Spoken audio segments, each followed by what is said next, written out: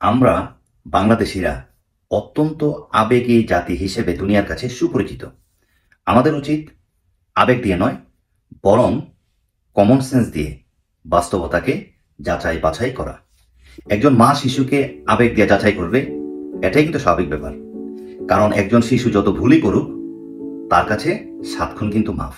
কিন্তু আমরা যদি নিজের ব্যক্তি স্বার্থে বা অন্ধত্বের কবলে পড়ে একজন পরিণত বা পরিপক্ক মানুষকেও আবেগ দিয়ে বিচার করি, কারণ সে হয়তো আমার প্রিয় দলের একজন নেতা বা নেত্রী, বা আমার মা বাবাকে দেখে এসেছি যে তারা সারা জীবন তাদেরকে অন্ধের মতো ভালোবেসে এসেছেন, বিশ্বাস করে এসেছেন, সমর্থন করে এসেছেন। আমি মনে করি আমার মাথায় গোবর ছাড়ার কিছুই নেই। এর জন্য কমন সেন্সের বেশি কিন্তু কারো দরকার নেই। কারণ তার উপর একটি জাতি ভরসা করে নির্ভর করে বসে আছে। তার উপর ভরসা করা যায় কিনা, সে দলমত নির্বিশেষে দেশের জন্য, দশের জন্য, দেশের মানুষের জন্য কিছু করছে কিনা, এটা বোঝার জন্য কিন্তু একজন মানুষকে বিশ্ববিদ্যালয় থেকে ডিগ্রি বা পিএইচডি নেওয়ার দরকার নেই।